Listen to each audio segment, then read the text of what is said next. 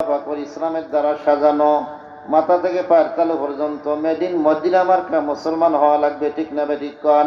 ও বন্ধু, made in America মার্কা মুসলমান হইলে হবে না, মেড ইন মদিনা মার্কা মুসলমান হওয়া লাগবে।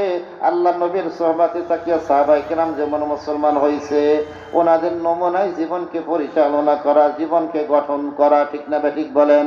মাথা নবীর সুন্নাত তরিকায় সাজানো লাগবে, আমার মুখকে নবীর সুন্নাত তরিকায় সাজানো লাগবে, পুরা দেহখানা দোস্তরে নবীর সুন্নাতের দ্বারা সাজানো লাগবে, কি লাগবে না কোন? প্রেসিডেন্ট ইরশাদ সাহেব বলল, হাফিজ হুজুর রহমাতুল্লাহ আলাইহি দরবারে গিয়া, হুজুর দোয়া করেন, আমি যদি প্রেসিডেন্ট হতে পারি, বাংলার জমিনে ইসলামী হুকুমত কায়েম করব। হুজুর মাথা থেকে পায়ের তালু পর্যন্ত তাকায় বলতেছে, ও হোসাইন মোহাম্মদ ইরশাদ, তুমি কি বলতে চাও? যে এই লোকটা সামান্য স্বামী 3.5 হাত জমিনের মধ্যে ইসলামী হুকুমত কায়েম করতে পারে না, ওই লোকটা কেমনি কইরা এত বড় জমিনের মধ্যে ইসলামী হুকুমত কায়েম করবে? কি কথা, ঠিক না ঠিক কন? ভাইরা মা, দোস্তরা আমার, মুসলমান যখন মারা যায়, যখন তাকে কবর রাখা হয়, ভাইরা আমার, বন্ধুরা আমার, কবর রাখার সময় একটা দোয়া পড়ে, কি বলে না? কি দোয়া পড়ে? বিসমিল্লাহি ওয়া আলা মিল্লাতি রাসূলিল্লাহ, আল্লাহ তোমার নবীর ধর্মের উপরে তোমার বান্দা বান্দিকে কবর সবরদ করতেছি, ঠিক না ঠিক কন? ভাইরা আমার, বন্ধুরা আমার, এরকম কোন দোয়া পড়া হয় না বিসমিল্লাহি আলা আওয়ামী লীগ, বিসমিল্লাহি আলা বিএনপি, বিসমিল্লাহি আলা জাতীয় পার্টি, এরকম কোন দোয়া পড়া হয় না? গীতা পড়া হয় না? কি দোয়া পড়া হয়? বিসমিল্লাহি ওয়া আলা মিল্লাতি রাসূলিল্লাহ, আল্লাহ তোমার রাসূলের তরিকায় তোমার বান্দা বান্দিকে কবর রাখতেছি। প্রিয় ভাইরা আমার, আল্লাহু আকবার।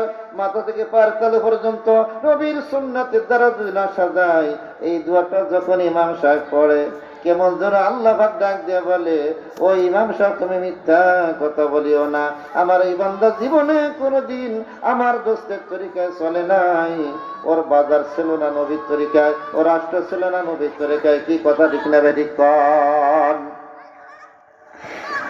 আমাদের এলাকায় অনেক মসজিদে ইমাম নেয়, ইমামদের ইন্টারভিউ হয় কি হয় না? কি কন আপনারা? ইন্টারভিউ হয় না? কি তার কিরাত কেমন, তার আমল কেমন? আরে ইমাম সাহেবের তো ইন্টারভিউ নেয়, তাকে তার ফ্যামিলিরও নেয়। ইমাম সাহেব, বিবি সাহেবা, সে কি পর্দা ফর্দা খায় কিনা? মাত্র 200-150 লোকের ইমামতি করবে, এতেও যদি যাচাই বাছার দরকার হয়, ও দোস্ত, আমরা ইলেকশনের সময় ভোট দিয়া যাদেরকে ইমাম বানায় সংসদে পাঠাই, কি কন? আমার নামাজ হবে নবীর তরিকায়, আমার রোজা হবে নবীর তরিকায়, আমার হজ হবে নবীর তরিকায়। আরে মুসলমান, তোমার ইলেকশনের সময় ভোটটা হবে ইহুদি নাসারার তরিকায়, নাকি কও? ভোট মানে কি রায়, ভোট মানে কি সাক্ষী দেওয়া, ঠিক না ঠিক কন? আল্লাহু আকবার। প্রিয় হাজিরিন, আল্লাহ নবী বলেন, ও আমার সাহাবায়ে কেরাম, ভালো করে শোনো, আলা আদুল্লুকুম বিআকবারিল কাবাইর, আল্লাহ নবী বলেন, হে আমার সাহাবায়ে কেরাম, হে আমার উম্মতেরা, সব চাইতে বড় গুনাহকে আমি নবীকে বলে দেব না? সাহাবায়ে কেরাম বলে, ইয়া রাসূলুল্লাহ বলেন। আল্লাহ নবী বলেন, আল ইশরাকু বিল্লাহি ওয়া হুকুকুল ওয়ালিদাইন, 1 নম্বর বড় গুনাহ হলো আল্লাহর সাথে শিরক করা, 2 নম্বর হলো বাপ মার সঙ্গে নাফরমানি করা। আল্লাহু আকবার। এই হাদিসের মধ্যে আর এক অংশ আছে, ওয়া শাহাদাতুজ জুর, মিথ্যা সাক্ষ্য দিয়া।